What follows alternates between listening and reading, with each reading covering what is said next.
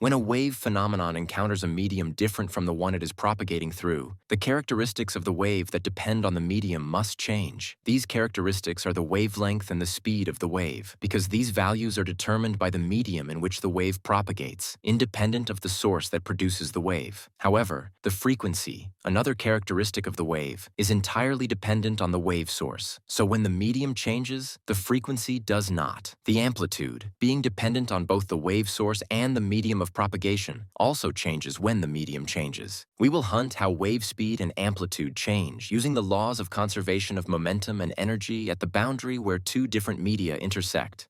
To do this, let's first find what the energy of a wave is. The energy of a wave arises from the kinetic energy density of the oscillating particle and the potential of the force or field that maintains this oscillation. This is a valid approach for all types of waves. For waves that require a medium to propagate, the kinetic energy density is found by multiplying the square of the time derivative of the wave equation by the mass density of the medium. This is the classical kinetic energy equation. Energies must be real, in other words, cannot contain complex numbers. Therefore, from Euler's formula, we must take the real part of E to the I theta. For this wave, the potential energy density depends on the elasticity of the medium and how much the wave is stretched. Potential energy is related to the elastic deformation of the medium. This deformation is represented by the spatial position derivative of the wave function. Elasticity changes depending on the medium. Potential energy, like kinetic energy, must be real.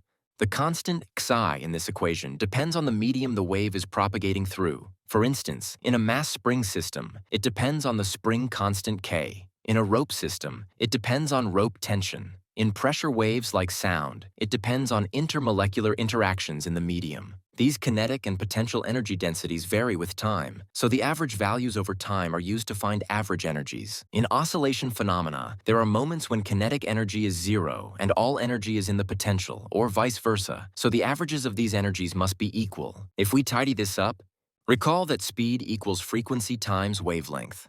From here, we find what the speed equals.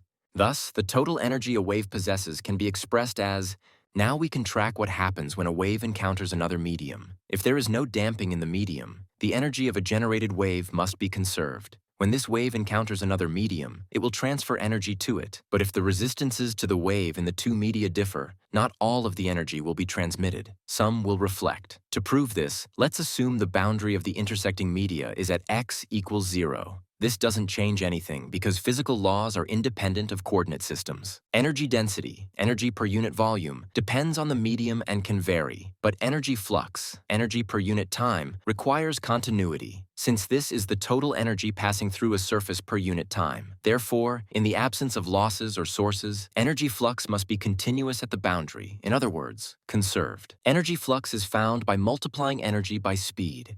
Since the flux must be continuous at the boundary region, the flux in region 1 must equal the flux in region 2. If we tidy this equality, ρ multiplied by new expression represent the resistance of that medium to the wave phenomenon and are called impedance. This quantity is usually denoted by Z. Now we will find the transmission coefficient and reflection coefficient, which determine how much of the wave encountering a medium is transmitted and how much is reflected. Using the energy flux approach, the reflection coefficient is the ratio of the energy flux of the reflected wave to the energy flux of the incident wave. The transmission coefficient, showing how much of the wave is transmitted, is the ratio of the energy flux of the transmitted wave to the energy flux of the incident wave. To find what the ratio of amplitudes equals in terms of impedance, we must use continuity of amplitude and its derivative at the boundary. Let's remember that the boundary region is at x equals 0. Let's add up the amplitude expressions at x equals 0, assuming for now that the reflected wave does not undergo a phase change. At x equals 0, the force must also be continuous. Force equals impedance times oscillation speed. Since the phase of the reflected wave does not change, the oscillation directions are opposite. Combining these two equations gives us the ratio of amplitudes.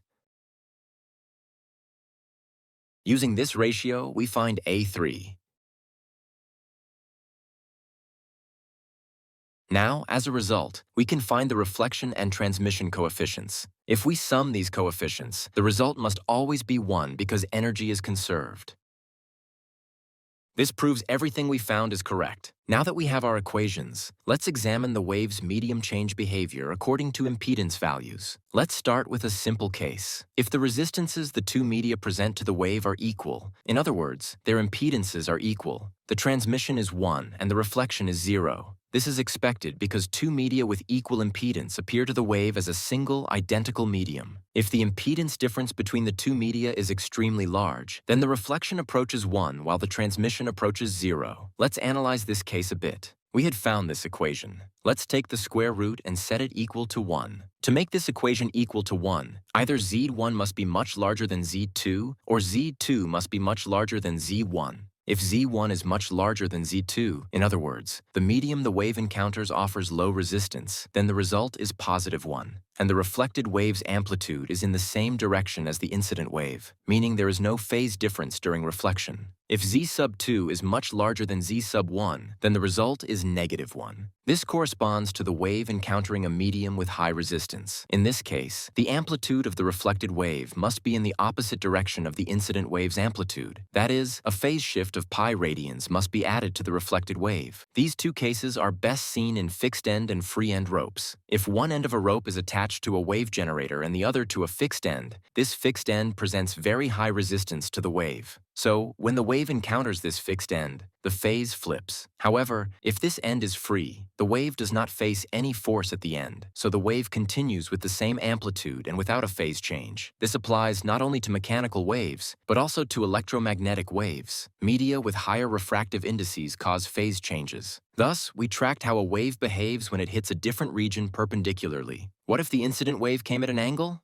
Let's hunt that. For this case, let's use Huygens' principle, which we learned in the previous video. Huygens' principle states that each point on a wavefront acts as a new wave source. For a wave incident at an angle to a boundary, the wavefront arrives like this. The point on the wavefront nearest to the boundary is the first to reach it. By examining the interference of the waves emitted from this point and the point farthest from the boundary, it is seen that the angle of incidence equals the angle of reflection. Now, if we apply Huygens' principle to the wave entering the new medium, the wave speed changes based on the resistance of the medium. This is because we had shown that impedance equals the product of speed and density. However, at the boundary, each point on the wavefront in region 1 must correspond to a point on the wavefront in region 2, since the wave enters the new region through these points. Therefore, the parallel components of the wavelengths in regions 1 and 2 must be equal. We know from previous videos that the wave number equals frequency divided by speed. Thus, we can express the refraction equation in terms of speed and angle.